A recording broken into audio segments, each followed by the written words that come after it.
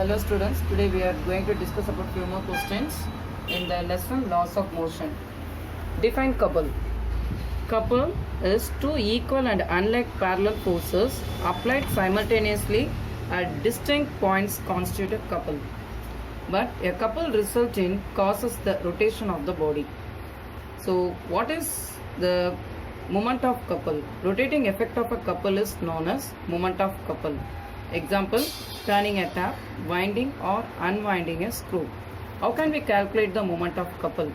Moment of couple equal to force multiplied by perpendicular distance between the line of action of forces. Force multiplied by S. SI unit of moment of couple is Newton meter. Next question, define moment of the force. The rotating or turning effect of the force about the fixed point or fixed axis is called moment of the force about the point or torque. Moment of the force equal to the same force multiplied by perpendicular distance between the fixed point and the line of action of force. Tau equal to force multiplied by distance. SI unit is the same, Newton meter. Turning a nut with the spanner is an example for the moment of the force. In a couple, there are two forces are acting. In moment of the force, there is only one force is acting on the system. Now we discuss about two more details. Deduce the equation of Newton's second law of motion. For this detail, first we want to state Newton's second law. Already we discussed about the second law, so state the second law and then mass of the moving body equal to m. Initial velocity of the body is u. Final velocity of the body after the time interval t equal to v. So initial momentum acting on the body is pi equal to mu. Final momentum of the body pf equal to mv. Change in momentum pf minus pa equal to delta p. So we substitute these values mv minus mu.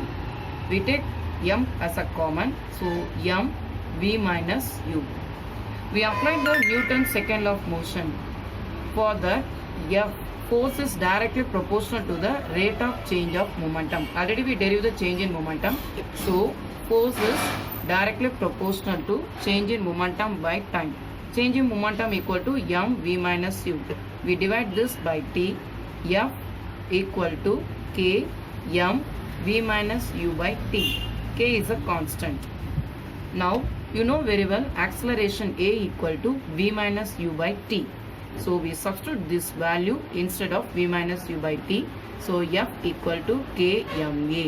So F equal to ma. So force equal to mass multiplied by acceleration. So using this we derive the Newton's second law. Okay. So one more detail that is important in this lesson. State and prove the law of conservation of linear momentum. For this we take two objects A and B, and A mass is m1, B mass is m2, and it's moving with the velocity u1 and u2. At the time of collision t, A and B collide each other, so the force of A is transferred to force body B and the force of B is acting on the body A. Now again they are moving with the velocity v1 and v2. So what is the second law of conservation of linear momentum? There is no change in the linear momentum of a system of bodies as no net external force act on them. Okay, now we derive the relation.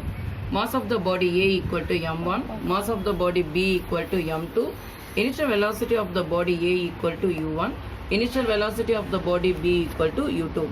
In this system, u1, the initial velocity of the body A must be greater than the second one. During the interval of time t second, they tend to have a collision. Okay. After the impact, the final velocity of the body A equal to v1, final velocity of the body B equal to v2. Force on the body B due to A, Fb equal to m2, v2 minus u2 by t. Force on the body A due to B equal to Fa equal to m1, v1 minus u1 by t. We are applying Newton's third law of motion. Action force equal to reaction force. What is action force? Fa. Reaction force is Fb, but they are opposite in direction, so we substitute minus. m1 v1 minus u1 by t equal to minus m2 v2 minus u2 by t. We cancel both the sides t. So finally we get m1 v1 minus u1 equal to minus m2 v2 minus u2.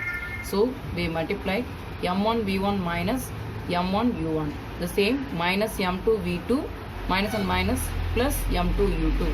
We take v of one side and u another side. So we take this v2 this side, m1 v1 plus m2 v2. The same m1 u1 go that side, m1 u1 plus m2 u2.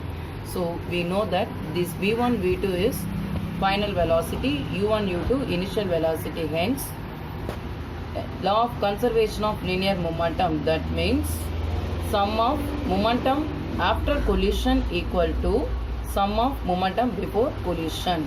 So we prove in the absence of an external force, the algebraic sum of momentum after collision equal to the algebraic sum of momentum before collision.